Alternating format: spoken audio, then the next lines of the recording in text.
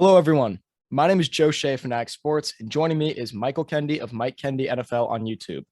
Today, we are hosting the inaugural episode of the JM Touchdown Show. We're two NFL YouTubers who like to analyze the game on a deeper level, and we're using this podcast to bring our different perspectives to talk about football and sometimes other topics as well. But our main focus is the NFL. Yeah, like sometimes talk about basketball, definitely not baseball, at least for me. Maybe some random actual life things, but let's just get right into it. Now, Mike, I want to talk about the free agency so far. We're about day 3 into this, and some teams have clearly emerged as some winners or some losers. Now, I want to start off with the obvious, the Jacksonville Jaguars. They signed Christian Kirk for 4 years, 84 with incentives, 72 overall. Evan Engram, Brandon Scherf for 3 for 49, 49.5, with 30 that guaranteed. Zay Jones, 3 for 24, 30 with incentives. Darius Williams, 3 for 30, 18 guaranteed. Foyesade Olukun and Fullerunzu Fatukasi. Now, I want to start off with you. What are your thoughts on the Kirk signing? That's the one that jumps out to me. I think we're all in agreement, literally everybody on Twitter, that the Jaguars had the worst offseason. And it all starts with that Christian Kirk signing. Like, he became the third highest paid receiver in the NFL. And sure, the contract doesn't look as bad as when it was first reported, but it's still really bad for a player who's probably a number 2 and never had 1,000 yards in his career. Had 4 100-yard games in 4 seasons, and this was his best season last year, and that's mainly because DeAndre Hopkins was hurt. Sure, it's an improvement on the receivers Trevor Lawrence is working with last year, but it's a massive overpay, and it really harms their ability to improve at other positions. Yeah, I mean, they lost DJ Chark, so they had to replace him in some way with Kirk and Zay Jones and Evan Engram. But Kirk is just, you could have gotten Amari Cooper, as we know now, for about a 4th and a 5th, or just a 5th in general. But you give Kirk 4 years with 84 potentially over that time span, when you could have gotten Amari Cooper for, what was it, like $2 more million a year? Yeah, $2 million. Something for a 5th round pick, a proven wide receiver, a top 5 route runner, probably, maybe even top 3 behind Jay Jettas and Devontae Adams. I mean, that's for a young quarterback. For a young quarterback like Trevor Lawrence, the thing that would help him the most is a receiver who can get open. Because even young quarterbacks, like, you're not really going to miss someone who's that wide open. And that's what Amari Cooper does best. And it's not, he has a big contract, but it's kind of easy to get out of. It's like, even if it all went to hell, it wouldn't be a huge disaster. It was worth a shot, in my opinion. Exactly. And I want to get into the Brandon Scherf, though. I think that was a great signing. That was definitely their best signing, because I think Brandon Scherf's one of the best offensive guards in the game. I don't think that's really debatable. But still, it's hefty. It's 3 years for 49.5. I mean, only 30 of it's guaranteed, but still, you're getting one of the best guards in the league. Although it's a lot of money, you really help out your young quarterback in Trevor Lawrence, first overall pick. And one thing I also want to get into is the first overall pick they have this year. Do they go with Evan Neal still at number 1? Or do you think they go with Hutchinson? I think you can't really go wrong with either one. But if you really want to help out Trevor Lawrence, Brandon Scherf is great, but he is a guard, which, I think just solidifying that offensive line would do wonders for Lawrence. Oh, 100%. You could go after some edge players later on. Plus, they still have Josh Allen, the defensive end, and they brought in Foyesade Olukun, who's, an inside linebacker, but he can always help out on defense in general. And one thing that also helps with their pick towards Neal is the improvement in the secondary with Darius Williams, because if you have a better secondary, it's harder to really – well, sorry, let me rephrase that. If you have a good defensive line, you could have a worse secondary, but it doesn't really flip-flop, right? If you have a good secondary, it doesn't really help your defensive line, because, someone's going to get open no matter what. Even if you have Stefan Gilmour, Jalen Ramsey, and Jair Alexander as your 3 corners, someone's going to get open no matter what at some point. You can only hold it for so long. Yeah. So I think no matter what, their pick stays with Evan Neal, but I think that they should go Hutchinson potentially, because they only have Josh Allen, who is a fine player, but he's nothing special. I think he's proven. Right. He's had some good moments, but he's definitely a starter in this league. But I think Hutchinson would help them the most. But if you want to, what I think they should do is draft Hutchinson. What they will and also should do is help Trevor Lawrence. Because it really depends on which way you look at it, you know? If you want to look at it from the pleasing your young quarterback or helping improve the team for the better for the future. You know what I mean? So that's exactly why I said I can't fault them for whatever route they choose because they're both great players. And one thing I also want to get into is the Evan Engram usage, because we've heard a lot of reports of teams potentially seeing him as a slot receiver. Now, his hands are obviously still an issue. I mean, I don't know your thoughts on Evan Engram. I don't think he's a good player anymore. He had potential, but I just don't think he's good. I think he's actually very bad. But what was his contract? Do you know off the top of your head? It was a cheap 1-year deal, so I don't hate it, but it's worth a flyer for a guy 100%. Who's talented, but you know, I'm not expecting what's your much. Receiver core then? It's Kirk, Marvin Jones, Zay Jones, Laviska Shenault, Evan Engram, Dan Arnold. I'm really curious to what their plan is because Evan Engram, Christian Kirk, Laviska Shenault, and Dan Arnold, they all, I think I saw this on Twitter, they all ran 40% of their routes from the slot. So they might just be running 4 slants all the time. And Zay Jones was even like near 30% from the slot. So I'm just more curious than anything really to see what they're going to do. But Evan Engram, when he was signed, he said that he really wanted to play with Doug Peterson because of how he's developed tight ends. With, you know, he had Zach Ertz when he had over 100 catches in 2018. He was an assistant coach with the Eagles when Brent Selleck had his breakout years. And then he was there in Kansas City when Travis Kelce broke out. So I'm not expecting much, but I can see what they're trying to do. Yeah, 100%. I mean, Doug Peterson's always been good at that, honestly. But, I mean, he's also Doug Peterson, so we're going to have to see how that actually goes. But I want to move on from the Jaguars, and I want to talk about the Patriots first, and then we'll get into your favorite team after that. So the Patriots have been silent, and as a Patriots fan, as you can barely see with that poster right there, they haven't done anything. We re-signed James White to 2 years, like 4.5, whatever it was. Something really cheap. Yeah. Cool, right? He missed all last year. I mean, James White's I love him as a Pats fan. He's a culture guy. He's a really good player. Then we brought in Terrence Mitchell at corner, you know, okay, sure. Rotational piece. The two that I want to talk about, that I don't want to talk about, but I have to. We traded Shaq Mason for a 5th-round pick to the Buccaneers and Tom Brady. Tom Brady got a guy who, I'm into my mic for a reason. Tom Brady got a guy who protected him for 5 years for free. He's very comfortable with him. I'm not happy with that. Shaq Mason is a top 10 offensive guard in the league. Why?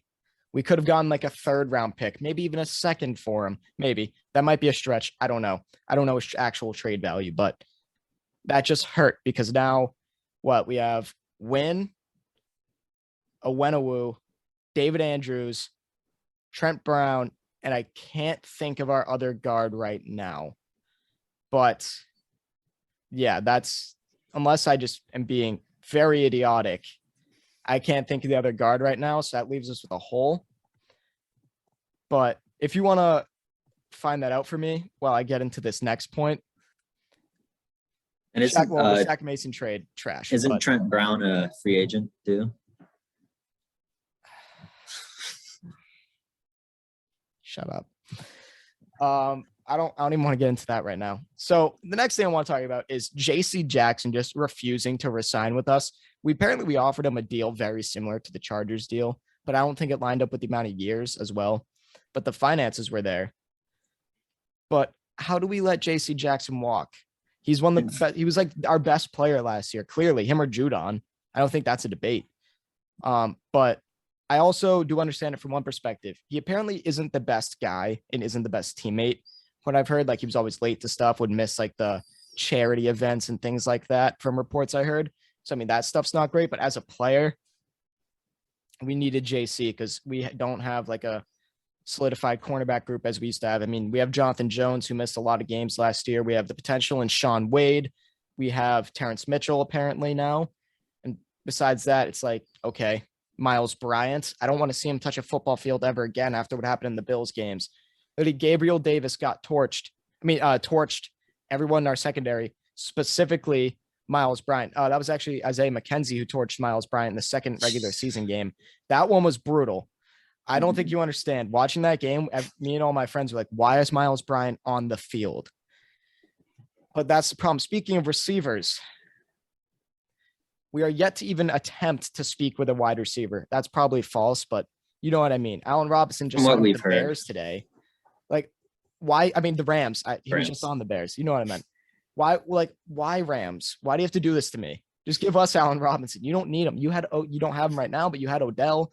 I saw your tweet earlier. I mean, you said one of the best receiver groups with Kupp, Woods, Robinson, Van Jefferson. It's the best in my opinion. I mean, you got the Bucs when they had AB, but now they don't. So how do we let Allen Robinson go to the Rams? That was the number one guy I wanted. Now it's Odell, maybe Juju. I mean, I'll get into someone later that was just released, but there aren't really any game changers left now. You're gonna have to look towards you have the draft, Odell, but he's coming off a torn ACL. He's had some down years. I mean, he played well for the Rams when he was signed, but he's had some inconsistent years as of late. So what do you think the Patriots should do with that? Like I said, you got to look towards the draft for receivers, but with their history, like, we are not taking a receiver first round. So I don't know what their plan is going forward at receiver because like we said, there aren't many left and you can't go to the draft. So are we just going to have another year? I mean, we could try in like the second round because first round wide receivers clearly have not been our thing over the past couple of years. Yeah. Insert N'Keal Harry. But I definitely think we should go corner first round. That's just my opinion. Maybe linebacker too, depending if we don't sign anyone. But I would say corner probably. Yeah, most likely corner. Because, I mean, linebacker, we have some depth, but at corner, we have Jonathan Jones, and that's it. Now, what do you think about the Steelers offseason so far? So the Steelers, I was actually very pleasantly surprised because last year it was not pretty. Like, I enjoyed it, but they were not a good team. They got a lot of close wins. Ben Roethlisberger was the worst quarterback in the NFL, and they're historically don't make any moves in free agency, but they've made a ton of good deals. Mitch Trubisky, I don't like him. He's not a good quarterback, but for that deal, that's the best you could get. Wait, can I ask you a question about Mitch? Go ahead. In Chicago, do you think it was more him or Nagy? I think they were both bad, but I would probably say it was more Trubisky. Really? Because even his good 2018 season, it was a lot scheme, and he had a lot of like dropped interceptions that helped his stats look better. I think he can be revitalized maybe in a good system where he can use his mobility. With the Matt Canada offense, I'm really intrigued to see because we didn't really get to see it last year because Big Ben could not move whatsoever. Matt Canada likes a lot of play action, a lot of rollouts, a lot of stuff like that. So it'll be interesting with a mobile quarterback. And it's a 2-year, $14 million deal. They're not committing to anything. Yeah. And people were looking at the original deal that was laid out there, which had a lot of incentives. But if he hits those incentives, that means he's playing really well and the Steelers are in a great spot. So it's a great deal. You can get a quarterback in this draft if you really love Malik Willis or whatnot. Yeah, who are you looking towards? Do you want them to draft a quarterback? I'm still torn because I haven't done a full study, but I like what I've seen of Malik Willis so far. But it's also not a great class. So I wouldn't mind going through this year with Trubisky and then trying again next year. Yeah. Now, can I just say something real quick about Mitch? My favorite thing about the Mitch signing is the NFL posting about it and literally calling him the MVP on Instagram. That was my favorite thing ever. The fact that they actually talked about that joke. But I can't believe how far that's gone. Like everybody's fully bought into that. Yeah. Well, because I mean, he played trash in that playoff game, and then all these like people were like, oh, okay, the NFL on Nickelodeon's a joke. Let's just vote Mitch Trubisky. It happened. And now I think it makes sense. It's gone this far. I'm here for it, which I'm also here for a lot of the other Steelers signings. Oh, yeah. They brought in James Daniels from the Bears. He's a great young guard, and he's already proven himself a lot the past 4 years. Yeah. And it's another cheap deal, which I'm all here for. And the Steelers had probably a bottom 3 offensive line in the NFL last year. So they've shored that up with James Daniels. They brought in Mason Cole. not as big a fan of that signing, but Kendrick Green was terrible last year. So, I mean, it's worth a competition signing. Yeah. And then they brought back Chukwuma Okorafor. Deal looked bad at first, but like a lot of these, it's really an easy out. So solid re-signing. And then on defense, the Levi Wallace they brought in, I think it was 2 years, $8 million. They really needed to shore up their cornerback room. Yeah. They brought in him. They re-signed Akella Weatherspoon. So I kind of, if they don't go quarterback in the first round, they should probably go for a corner. But it's not as dire a need as it once was. And then the other signing I was really ecstatic for was Miles Jack.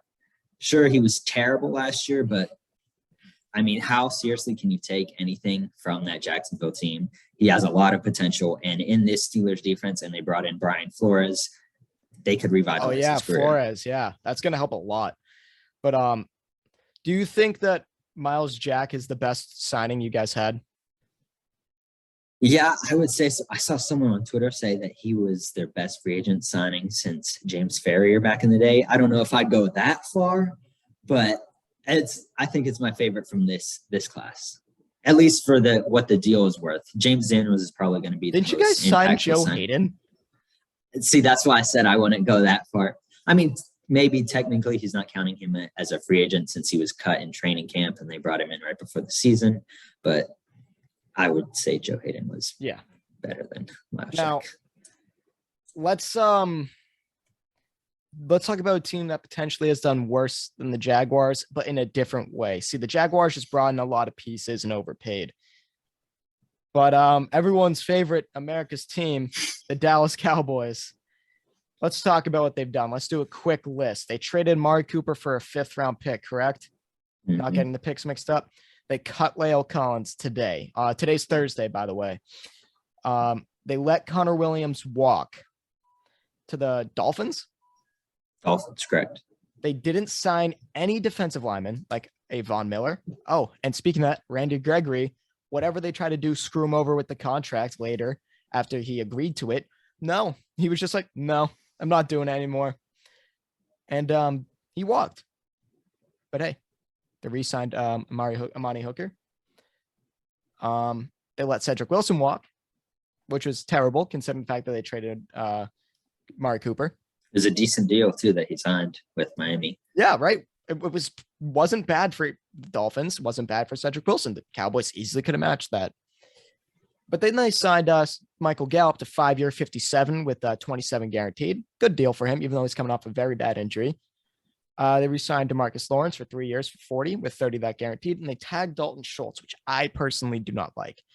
And I'll get into that in a second. I want to start off with Dalton Schultz, and then you can get into some of the other signings.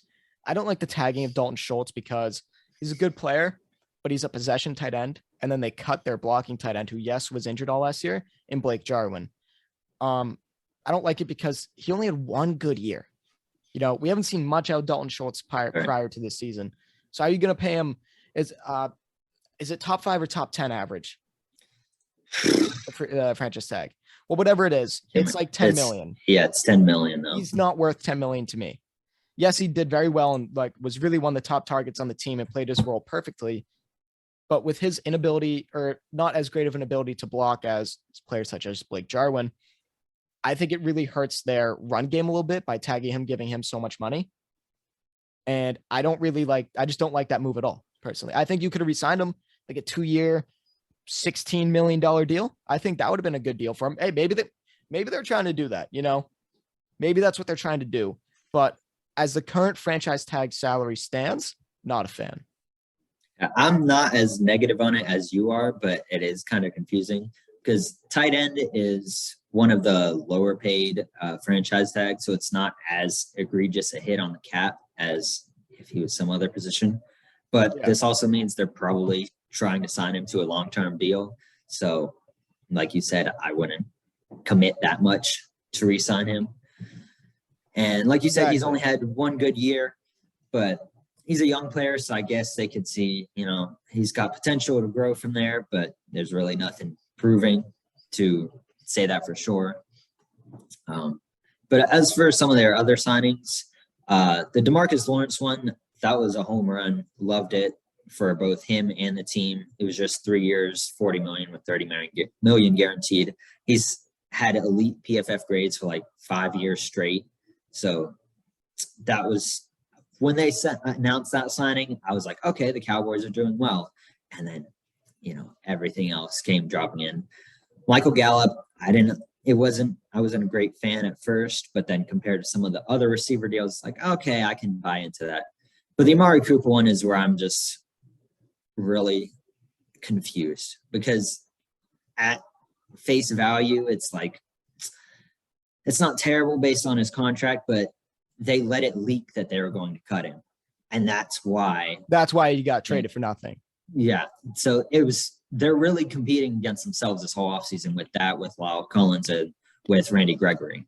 So it's like you said, it's completely different than the Jaguars, but they're still just screwing themselves with their own mistakes. Yeah. Now the Cooper one, I mean, that's just really bad. Lyle Collins. My least favorite one is the Randy Gregory one, just because of everything that happened that led to that. They re-signed him, and they was like, no, you guys messed up my contract with, the Cowboys, Jerry Jones, whoever did it purposely. To be too cute. Yeah, exactly. But now I want to get into some other teams like the Bills and the Broncos. I don't like the Bills, as you could tell, because I'm a Pats fan. So Von Miller going there. Happy it was a hefty contract that could screw them over when he's a lot older. But the Von Miller signing is great for them. I mean, he's one of the best defensive players in the league, although he's falling off a little bit, but that's just because of age. He's still a great player. He did really well for the Rams down the stretch and in the playoffs, but I want to see what he can do for the Bills at this age. How old is he now? He's going to be 33 in like a week. Yeah, and then he signed for a 6-year deal. So I think it's basically 4 years, because I think the first 4 years are front loaded. So basically 4 to 6 years, depending on what they want to do with him after that. But I'm scared for that, honestly, because if we don't bring back Trent Brown and we have Isaiah Wynn, who's very injury prone, I mean, he's going to bundle Mac Jones. There's no doubt about that. And speaking of offensive linemen, they also brought in Rodgers Saffle, the really underrated signing. I mean, he's a very serviceable starting guard. And I think that's overall one of the better signings, considering the length, money, and fit for the team. Because, I mean, they need a little bit of offensive line help up front. So I think Saffle really fills in that hole. And one that confused me but also makes sense is OJ Howard. I don't know your thoughts about this, but I like Dawson Knox a lot. What do you think about Dawson Knox? Yeah, he's probably a top 10 tight end. He's really got that great chemistry with Josh Allen. But yeah, especially in the red zone. I really like this OJ Howard signing because it's very cheap. He's a very talented player, just hasn't been able to put it all together. Yeah. And it's another one where it's just worth a flyer. Could be a prove-it deal. See if Josh Allen can have another target in there. And, yeah, I really like it. All right, fair enough. Well, now we'll go on to the Broncos. They obviously got Randy Gregory and, as we all know, Russell Wilson. Let's start with Randy Gregory. I mean, great signing for them. I mean, well, potentially not, because Gregory's had some personal issues in the past with a substance, let's say, and he's been suspended for it. All reports, it seems he's been clean like the past 2 or so years. From reports, it seems he's really changed. Well, his life, there is one issue. He's in Colorado now, the first state that legalized it. I mean, that could be a good thing. Yeah, I mean, maybe, but we'll see. Anyways, still, as a player, great signing.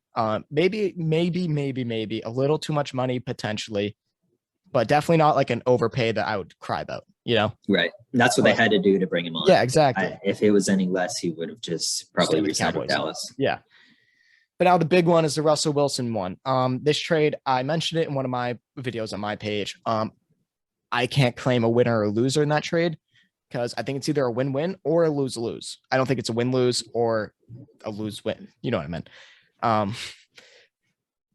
Because it could go really well for the Broncos, but it could also go bad because they lost all of their future plus some young players. Could go well for the Seahawks in their rebuild, where they have like 2 first-round picks every year for the next, 3 years, right? Is it 2 first-round picks? I think it was 2. 2 first-round picks, 2 second-round picks. Either way, players. Yeah, and Noah Fant, Shelby Harris and Drew Shelby Lock. Harris and Drew. What was that? No, you got it. I was Yeah. saying Drew Lock. But it could also screw over the Seahawks because they could just be bad for a while and be stuck in purgatory because they're not like I don't really think they're a good like free agent destination. You know, people don't really. I haven't really seen them sign any big free agents as of late. I mean, people have walked from them if anything. They've brought back a couple guys like Andre Diggs, but I mean, they've re-signed a couple guys, but it's harder for them to bring in new people through free agency, in my opinion, at least. So this deal could really go bad for either way. But as for the Broncos specifically, because that's what I want to talk about, this definitely makes them contenders for the next couple of years, at least until Russ's contract runs out, because we don't know what he wants to do after that. Because, I mean, he hasn't even played a snap in Denver. We really have no opinion on like what Russ, we have really no idea of what Russ's opinion will be of the Denver Broncos as an organization, as a team, and as a city. So I can't really put him into their future forever right now, but I think there's a big chance he stays there probably. I mean, everyone loves Denver. I mean, smile high, you know, but I think overall the Broncos are definitely contenders this year. I don't think that's an understatement. And then the AFC West as a whole is just scary. You got the Chargers who brought in Khalil Mack, JC Jackson, etc. You have the Chiefs just being the Chiefs. And then you Raiders brought in Chandler Jones. Yeah, the Raiders brought in Chandler Jones, potentially Stefan Gilmour. Overall, I mean, I don't see where any of the teams have done bad this offseason. I mean, the Raiders haven't done great, but they brought in Chandler Jones at least, potentially Stefan Gilmour, because that's a big rumor. But what do you think of the AFC West? Yeah. I actually think that the Russell Wilson trade, I would consider a clear win for the Broncos. I just think the Seahawks really screwed up the whole situation years ago by not listening to Russell Wilson and mostly siding with Pete Carroll. I think if you had to choose one, you should go with Russell Wilson. 100%. And this deal is really comparable to the Jamal Adams trade, which doesn't make it look good at all. And I think Russell Wilson, the Broncos have really just needed a quarterback. They've been looking for a quarterback ever since Peyton Manning retired, and Peyton Manning's already in the Hall of Fame. So that speaks to how long they've been looking for a quarterback. Yeah. They have a solid young receivers, solid defense, Javonte Williams, decent offensive line. I think they'll be competing in the AFC West. I don't think they should be favorites, but I think at least 3 teams should make the playoffs. Yeah. I think that I like Cortland Sutton a lot. Personally, I think he's definitely the best out of the three or four that they have. They have KJ, they have Tim Patrick, they have Jerry Jeudy, and they have Cortland. So I think Cortland definitely. I think Jeudy probably has the most potential, but he's had some drop issues in the past, as we all know. But he's one of the better route runners I've seen in a while. Yeah, I'm more ready to look past drop issues because they're relatively unstable year to year. Yeah, 100%. And he as we saw with Deontay Johnson. Yeah, he can get open with the best of the best. So with a quarterback like Russell Wilson instead of Drew Lock, I think he might be able to shine. 100%. Yeah, but Cortland Sutton and Jerry Jeudy were heavily underused this year. It was brutal to watch. I mean, for fantasy terms, I drafted Cortland Sutton late in the draft, but he did good 2 weeks. He had over 10 points, I think 0 times in the last half of the season, which I don't know if you play fantasy because I hear you tweeting bad about fantasy a lot. I mean, that's bad. That's like really bad. 10 points is 5 catches, 50 yards, 2 catches, 80 yards. You know what I mean? Yeah. So that's just awful. So seeing that from like Drew Lock and Teddy Bridgewater, I mean, Teddy Bridgewater is just not good anymore. I think that's clear and obvious. He was all right with the Panthers, but he was just not good with the Broncos. And what is he now? He's a Dolphins backup now, right? I think that's the perfect place for him. 100%. I was a defender for him for years, but like it's clear he's not a starting quarterback. He's a good, nice player for a couple games, but anything more than that, you're just going to be in purgatory. Mm-hmm. Like you don't want him for a whole season because he'll just be like, oh, we're 8-8. Oh, we're 7-9. Well, I mean, now we're 17 games. Oh, we're 8-9. Oh, we're 7-10. Oh, we're 9-8. You're not going to get anything more than that, anything less than that, probably. Unless he's like the quarterback of the Jags, then, whatever. But overall, I definitely like the Broncos offseason. I think Cortland Sutton and Jerry Jeudy get back to normal form, or at least Jerry Jeudy has a breakout year. Cortland Sutton gets back to his 2019 form. 2019. Yeah. Yeah. Because I know he tore his ACL 2020, 2021. He just wasn't that good. Yeah. Okay, cool. So yeah, 2019 form, and then Jerry Jeudy just breaks out. Tim Patrick, you're chilling. You do your thing. You've been doing your thing ever since you were there. But I want to move on now to a couple of free agents that are still available, or a good amount, and some trades. Let's start off with, weirdly, my favorite player in the league, Jarvis Landry. He was just recently cut by the Browns. A lot of teams are interested, like the Chiefs are interested, the Bills are interested. I hope the Patriots are interested. I could see him going to a couple other teams as well. Where do you think he will end up? First, I've been curious. I want to ask, how did you become such a huge Jarvis Landry fan? 1 sec. Let me find something for you. Oh gosh, this should be good. This will be really bad if I can't find it. Tough news. Can't find it. I have a baseball card, but obviously it's not baseball, of Jarvis Landry. I'll tell you how. So my first game ever watching was Super Bowl 49, right? I was in 8th grade. I'm currently a sophomore in college, as you know. You're so young. Yeah. But that was my first game I ever watched. And that was the year that Jarvis Landry was a rookie.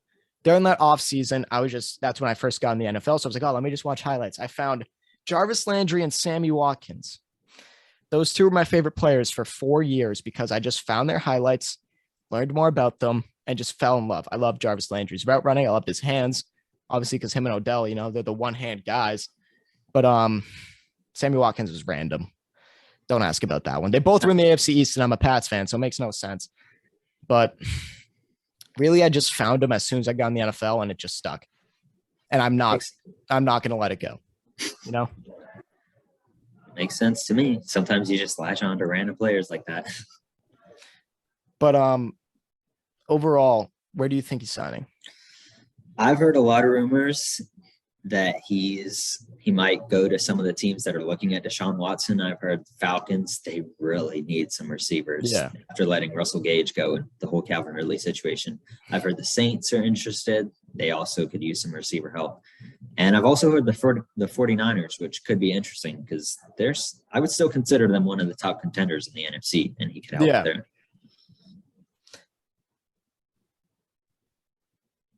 I think that the one that makes most sense to me is the Chiefs, personally. That too. Because, although they have Tyreek Hill and Travis Kelce, they need that wide receiver too. And I think Jarvis Landry fits in perfectly. He's more of a possession receiver with some after the catch ability.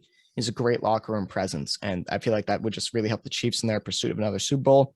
Because, you can kind of see it the past couple of years, like things like his wife, Mahomes' wife and his brother have really kind of brought too much attention on them. You know what I mean? Like bad attention. And I feel like that kind of hurts the locker room a little bit, maybe. It's like players might be like, Pat, control them.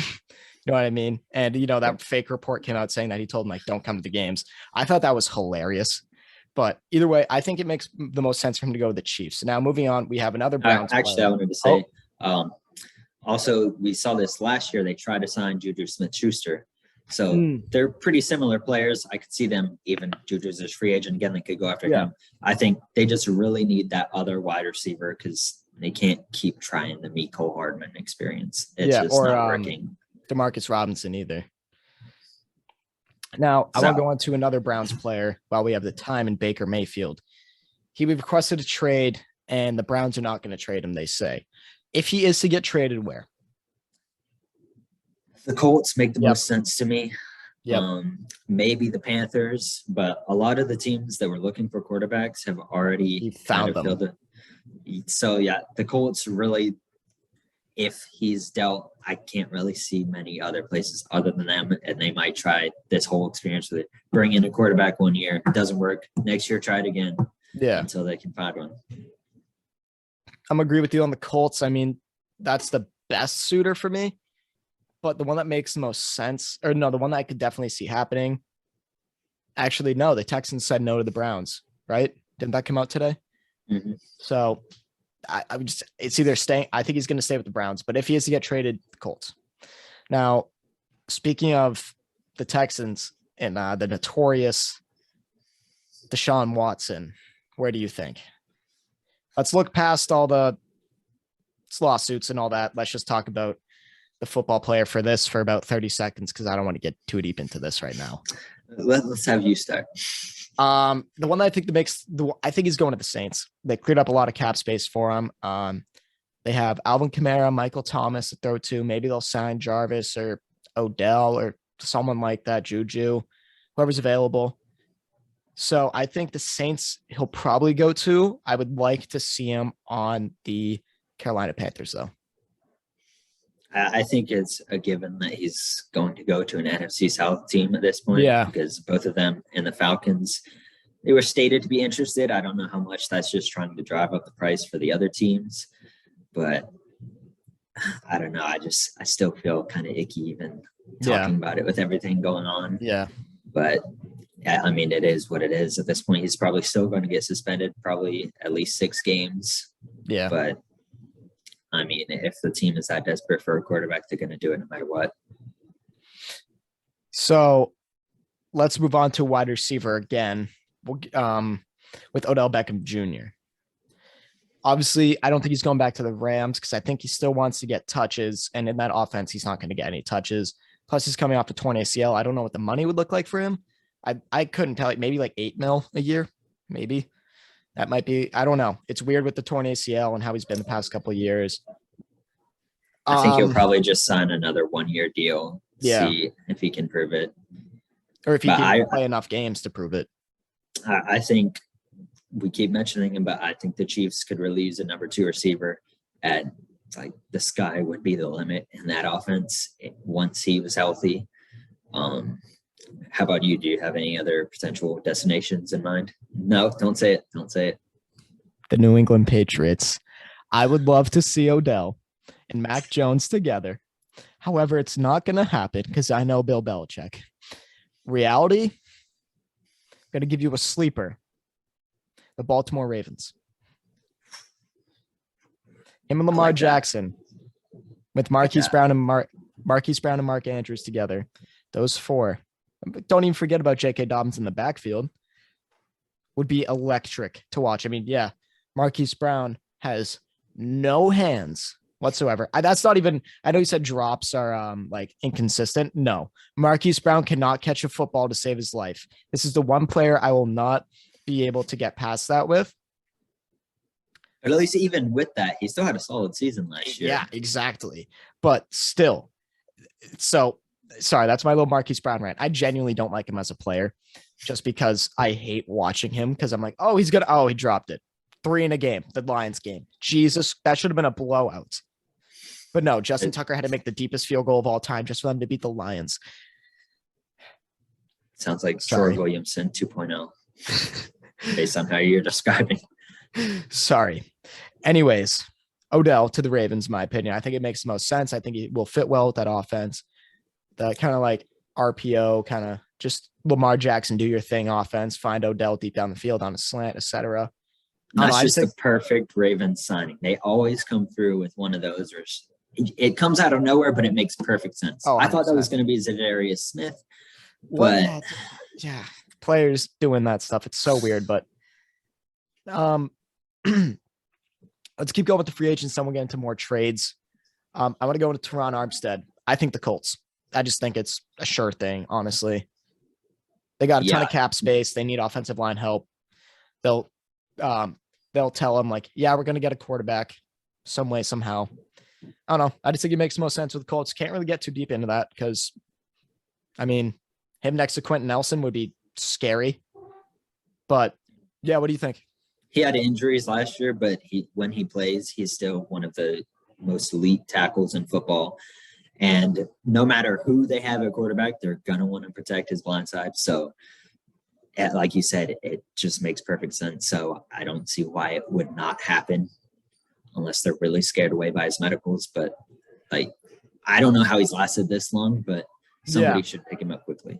I mean, I bet teams are confused about, like, how much money to give him due to the injuries and stuff. But I think the Colts makes too much sense. But now we have Bobby Wagner. I have a couple teams that he can make sense on. The Cowboys, the Patriots, and the Chiefs. I think either of those teams could use him. It's great that you said the Cowboys first because that was the first team that came to mind for me. Yeah. After they've like we mentioned earlier, fumbled the bag on so many other team players this offseason. Yeah. Adding Bobby Wagner would erase a lot of that, or at least make it look less bad. Like he had a down year last year, but he's still one of the top linebackers in the game. Guaranteed first ballot Hall of Famer. Yeah. It's a quintessential Cowboys signing. They go after big names like that, but he's still a solid player. I think that makes perfect sense. Yeah, I agree with you exactly like that with that. And the reason I say the Patriots, because I mean Dante Hightower's getting old. We just need linebacker help. And then the Chiefs, I mean, they'll sign anybody and everybody if they can. They're like the Saints. They just make cap space out of nothing. Like it doesn't even exist, but it's there. But now speaking of the Chiefs, Tyron Matthews, a free agent, and they signed Justin Reed to replace him, which I mean makes sense due to an age and financial standpoint, but obviously from a player standpoint, Tyron Matthews is a lot better. Where do you think? I'm really confused on Tyron Matthews. I don't know where he'll go. I remember last offseason, didn't he almost sign with the Baltimore Ravens? Oh God. Pittsburgh Steelers. Why the Steelers? They need a safety. Terrell Edmonds is a free agent. He was solid the past couple of years, but if you can bring in Tyron Matthew, play alongside Minkah Fitzpatrick, they already have a solid defense, and they've, as I mentioned earlier, they brought in solid players at positions of need. This would complete the defense. They need a player like he's kind of Polamalu-esque. And next to Fitzpatrick too. This would be one of the top safety tandems in recent years in the NFL. But probably I also past, like decade. Like you said, the Ravens, that's the other team that came to mind. Because they signed him last offseason, not to interrupt. They did. Yeah. They did. And they signed Marcus Williams this year, who's a really good player. Yeah. But he's no Tyron Matthew. Right. He's not as dynamic. He's probably more consistent, but he doesn't make the game-changing plays that Matthew does. I completely agree. Now that you say it, I like the Steelers fit a lot. And believe it or not, man, I'm not actually a Steelers hater coming from a Pats fan. I'll let you know that. It's not a rivalry, so like how can you hate really? Exactly. So I think it's either Steelers or Ravens. I'm just going to completely agree with you there. I don't think there's any way it could be any team besides those two. I just think it just makes the most sense for him to go to the AFC North. But now I want to go into another defensive back, former Patriot, former Panther, Stefan Gilmour. What do you think? What are the chances you think he could possibly re-sign in New England? Return to New England? I'll give him like a 30% chance at best. I think it makes sense, just like from an on-field perspective. But then off the field, like the weird situation, like that's why I said like I don't really know. But I think the Raiders are going to get Stefan Gilmour. They have the money. And they just lost Casey Hayward. Yeah, they just lost Casey Hayward. Why not bring in another aging cornerback like how they love to do? When they brought back Charles Woodson a couple years ago and they brought Casey Hayward in. Now they're going to bring in Stefan Gilmour. Both of those players were good. And I'm not discrediting it. I'm just saying they loved it. There's two things they love: fast receivers and aging defensive backs. Even a decade after Al Davis's death, they still love their fast receivers. But so I think it makes the most sense there because they just brought in Chandler Jones, another former Patriot. Although they didn't play together, right? Did they for a year? No. I think it was the Jones year was traded after 2015. Yeah. And then Gilmour was brought in 2016. So two former Patriots, although they never played together, get them together, and then they just need secondary help in general. That's just what they need. So I just think it just makes most sense for Stefan Gilmour to go to the Raiders because they can also just give money. They love to just give money to people. So I think Stefan will be happy with the money they give him. And they could use another splash. They signed Chandler Jones, but other than that, they've been pretty quiet. So yeah. And moving on to Jimmy Garoppolo, you think he's getting traded with the shoulder stuff? I thought it was a guarantee a couple months ago, but now it's looking like they could just hang on to him and try the whole Jimmy G, Trey Lance experience again. Yeah. The Colts are still always an option, though I don't know if they'd rather have him or Baker Mayfield. Go ahead. What I was going to say about that is the Colts don't want to trade for a quarterback who won't be healthy for training camp because, Carson Wentz wasn't healthy for training camp, and they hated that. So they want Jimmy G, not Jimmy G. They want someone to be healthy for training camp that they can trade for. Maybe Jimmy G. What is it? When will he be healthy? Do you know? Like a month or two? My head. That sounds right though. Yeah, so I think like a month or two will be healthy, which will probably be just about in time. But I've just heard conflicting reports that they don't want to trade for someone who's injured. But I think the Colts would make the most sense, but I don't know. So he might just wind up staying in San Francisco. Yeah, exactly. He might. I mean, I think he's overhated, like on Twitter. I don't think he's as terrible as. Yeah, he's like middle of the pack. I'll give him like the 18th, 16th best quarterback. It's like this could be like he wins games. This could be the second year of the Alex Smith, Colin Kaepernick experience. They were there that first year, went to the NFC Championship and lost to the Giants. And then the second year, Alex Smith was brought back, hurt in midseason, and Kaepernick took over. They could just. Now, speaking of Colin Kaepernick, we've heard reports and seen videos of him training Seahawks. Now, saying that, Pete Carroll is a scumbag, and his words were, yeah, I want, not actually, but like his fake words were, I want you to eat, just not with us. I think Kaepernick deserves a chance, but just not with us. That's what he said. He's expressed similar sentiments over the years too. Yeah. I think he's just trying to save face, so we know it's not going to happen. So why even address it? Really, it's not going to happen. Yeah, and like they have Drew Lock as their starting quarterback currently. Like even just bring him in for like a training camp preseason deal. It's like that would be somewhat helpful to see what he still has. See if he's better than Drew Lock. I mean, back in his rookie season, I thought Drew Lock had potential. Obviously, that has changed. Everyone's view on him has changed, but not mine. I thought he was fraudulent from the very beginning. Okay. I was gonna say he played a lot of bad defenses. He was like throwing on air against the Texans, and then he had that terrible Chiefs game. But that's besides the point. Yeah. I think even the past couple of years, Colin Kaepernick would have been the perfect backup for Russell Wilson. They have similar play styles, but they didn't even want to attempt that. They had Geno Smith. Anyone who follows me on Twitter knows my feelings on the whole Colin Kaepernick situation. Yeah. I think he'd be a solid starter on a couple of teams, and he would probably be a top 5 backup on every single team. So top 5. Yeah. I'm trying to think of backups. Like Teddy Bridgewater's probably number 1 Teddy Bridgewater, right now. Yeah. If Fitzpatrick signs somewhere, he's probably number 2.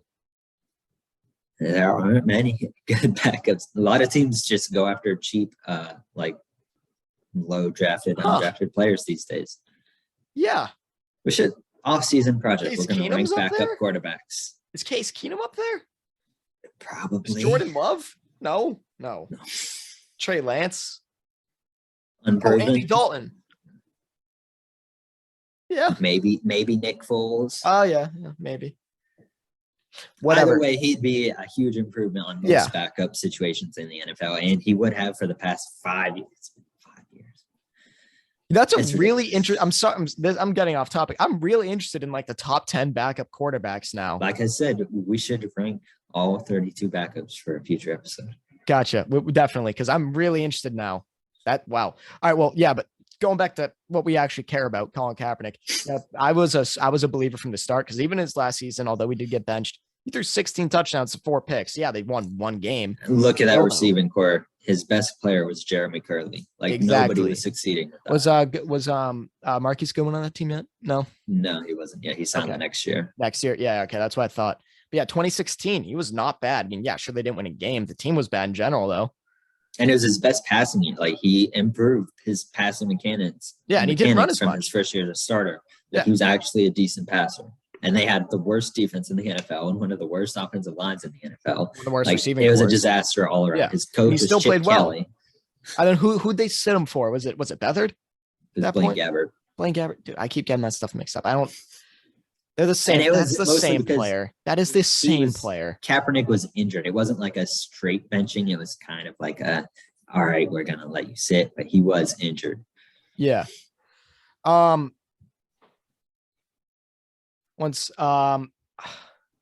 trying to think. What was I just about to say? Or so Kaepernick. Yeah, I mean, either way, though, the fact that that little incident just got not little, I mean, according to the media, it's big, but the kneeling, I can't believe that got him out of the league for 5 years. I'm surprised no one signed him after 1 or 2 years. I mean, sure, I can understand a year off. But because that might be too much media attention in a year. Sure, I believe that, But then after that, it's just crazy.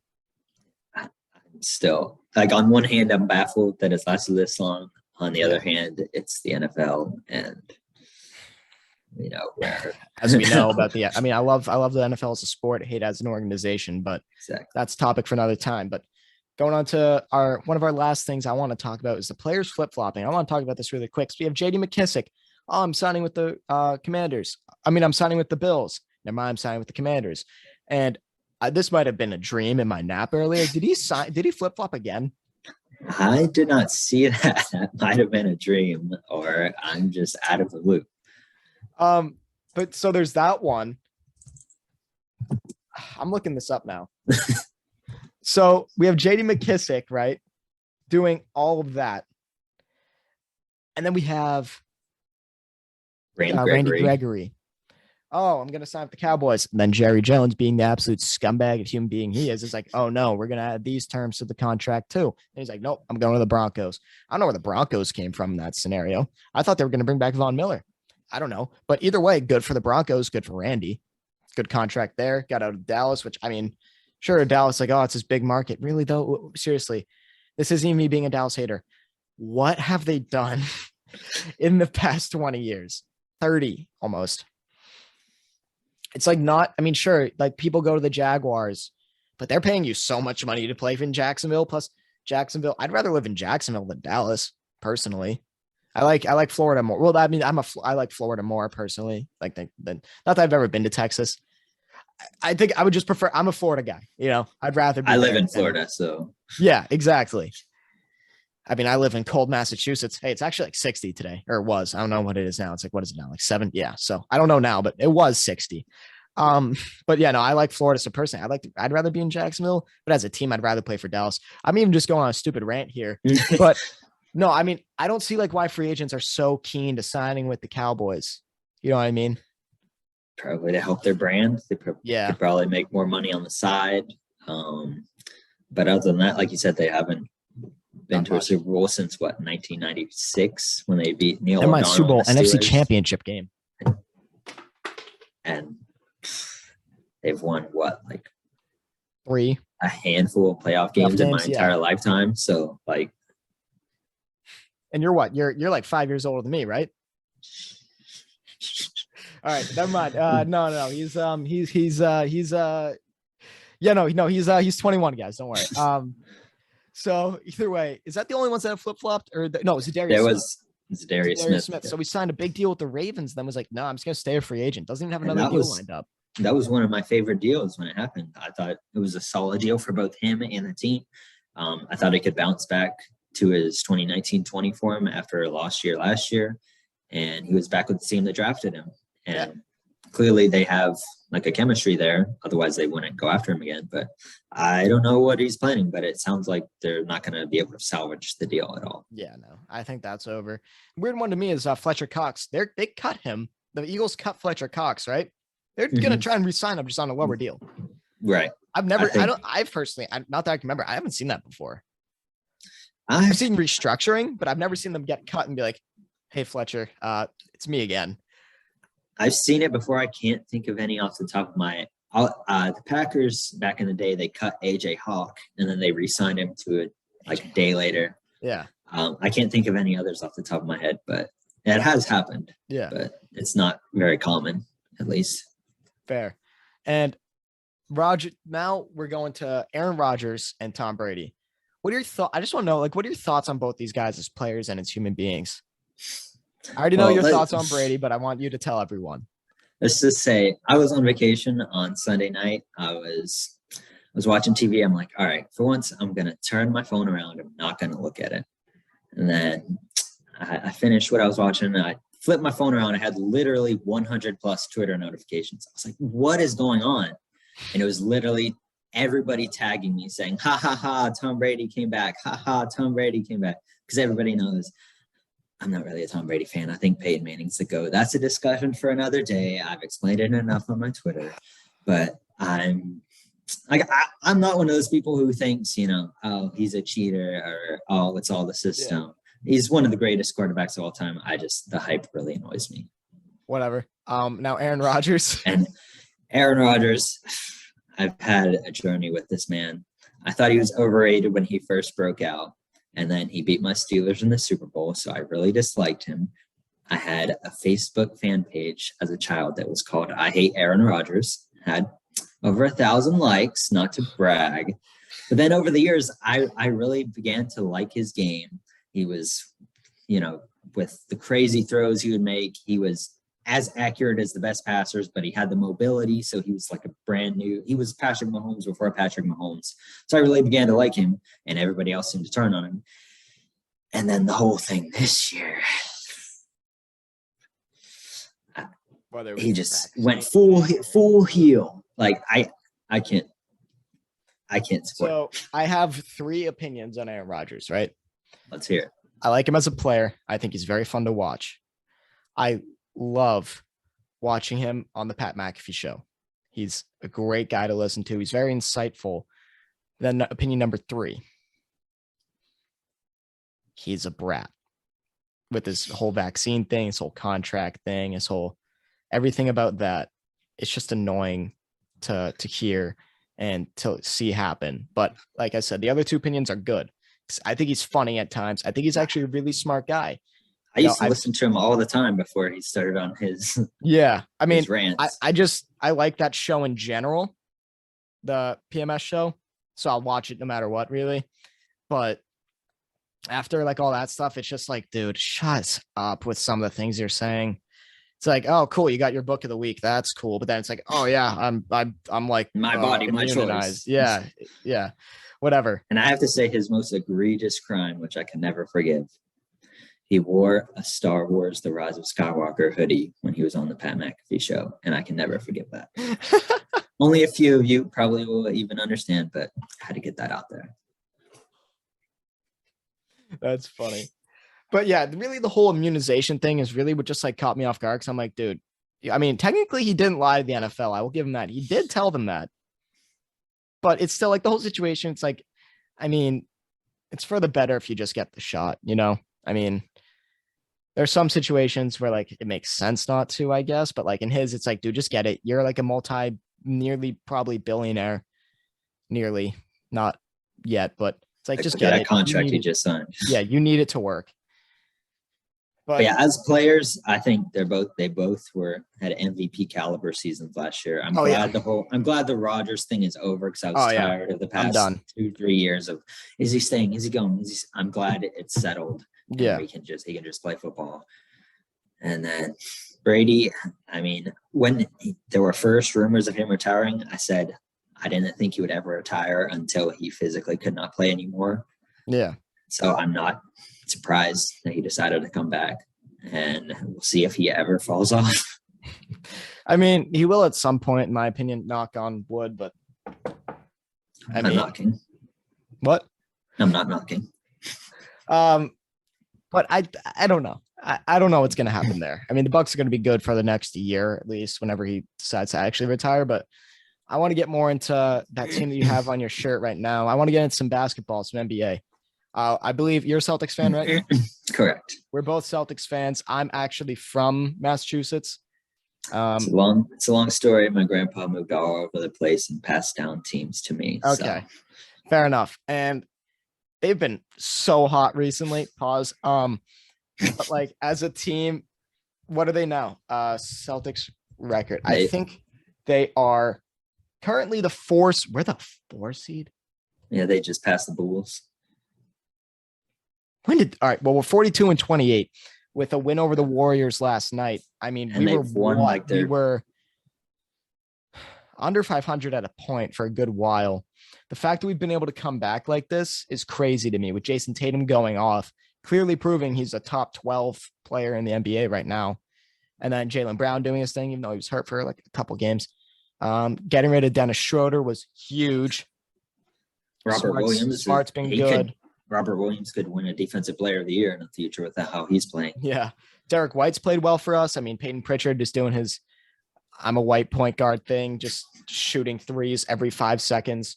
Smart's always been doing his thing. I mean, just watching this team, and Ime Okota has really brought this team together at the halfway point of the season. Everyone was questioning him for the first half, but the second half of the year, and I think insane. they've won 16 of their past 19 games, and 12 of which are We're against 8-2 teams. in the last 10. Like, they're not just beating up on bad teams; they're destroying great teams, good teams, and they have. And I can't remember the last time I've seen a defense this dominant. Yeah, I can't in either. This age. And you know what's today? March 17th, 2022. It's St. Patrick's Day, right? Speaking of St. Patrick's Day with the Celtics, I mean, just makes total sense. The Irish green, luck of the Irish, right? I think. Yeah, you're not wearing anything. Hey, this is green in a way. It's green, but like it's not like green. But I think you have something. So anybody who knows me knows I collect a lot of jerseys. So, and some of them are kind of random. And I started collecting back in 2012. Not some, 90% of them are just the most random people. When I look at your Twitter, I just see like the most random jerseys. I'm probably the only person who still owns a Marcus Wheaton jersey. But anyways, I only have one instance where I can wear this jersey. I wear it every St. Patrick's Day because it's obviously the Celtics jersey. It's green. And it's a St. Patrick's Day alternate edition jersey. Not only that, it's Jeff Green. The man who's played with 10 teams at this point, flamed out with the Celtics, beat the Celtics when he was with the Cavaliers in the 2018 Eastern Conference Finals. But that was one of my first jerseys, and I really like it. And I can be funny with it. Say it's a green jersey on St. Patrick's Day. So that's great, dude. I love that. See, I don't have any Celtics jerseys except for an Isaiah Thomas Kids XL that I got in 8th grade and a Kyrie Irving jersey that's white also. So I just can't wear either of those. But another team I want to talk about is another young team who's actually also been impressing on defense as of late. The Minnesota Timberwolves. They're 9-1 in the last 10 games. They're 41-30, the 7th seed. They're a game and a half behind the 6th seed in the Denver Nuggets, which is another team I want to quickly talk about after this. Dude, Cat. So one of my roommates hates Karl Anthony Towns. Couldn't tell you why. How can you hate him? He just thinks he's trash. He has a thing against some players. Like he also doesn't really like LeBron, but whatever. Who cares? That's like a normal take. I mean, I don't mind LeBron, even though I'm a Celtics fan, blah, blah, blah, blah, blah. I don't hate I don't hate Karl players. Anthony I don't hate any Towns, players in any sport, honestly. But there's nothing really bad about Karl. Do you think he's the best shooting center of all time? Center. Dirk doesn't count. Big man. Yeah. So Dirk doesn't count. I would have to say so. Like, who else could it be? Shaq. Kidding. But no. So I could see them going to the second round of the playoffs. If they play the Grizzlies, I could definitely see them beating the Grizzlies. And like, if they play the Warriors, though, no. They might just get out of the play-in tournament, which like a month or so ago, I didn't think was possible. Maybe. But with the way they're playing, maybe, but the fact that it's even in the discussion says to how well they've been playing. Speaking of the play-in tournament, 8 seeds the Clippers, 9 seeds the Lakers. Clippers haven't had Paul George or Kawhi for most of the year. Obviously not Kawhi, but Paul George for most of the year. So they come to the play-in game. Who do you got? I wouldn't really be surprised if the Lakers just decide to pack it in. I think they have the most difficult schedule remaining in the NBA, and they're slated right now to not even make the play-in at all. No, they're the 9 seed. No, I mean, like, if in general, considering future schedule. Yeah. I get what you mean. Sorry, my bad. But like the Clippers, they swept the Lakers this year too. So like, even without their star players, I would have to go with the Clippers in that situation.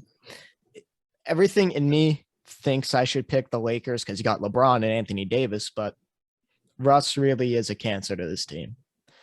And I'm going to have to go with the Clippers as well.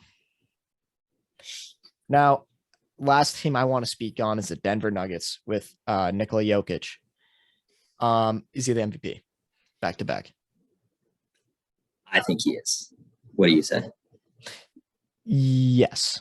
It's between him and Joel, obviously. I mean, Joel has the 76ers as the 3 seed right now, and they are only a game ahead of the Celtics. Just want to point that out.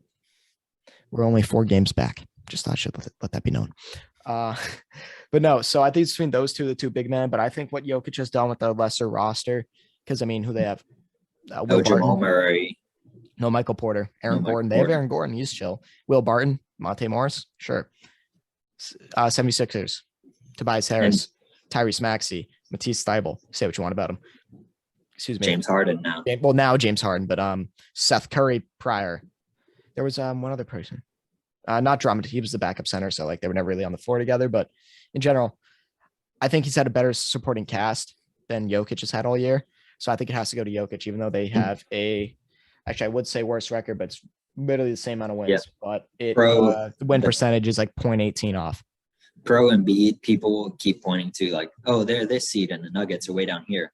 Look at the West. Because of conferences, their records are pretty much the same thing. So like you can't really look at that. Exactly. And Jokic's numbers, like all his advanced numbers and even his regular standard box score numbers are even better than last year, a lot of them. Yeah. So like I really think Jokic should be the favorite. I'm gonna have to agree with you there. And I really think that's all we got for today. You got anything else? Actually, I didn't tell you about this, but I decided for a little segment, which I call Stat of the Day. Okay. And I have a question for you. All right. See if you can. There are 3 players in the NFL who have been named to the Pro Bowl in 9 of the last 10 seasons. Who are they? Named. Yes. So they didn't have to participate. They were Okay. just named Tom to the Brady. Pro Bowl. Wrong. He missed it in both 2019 and 20.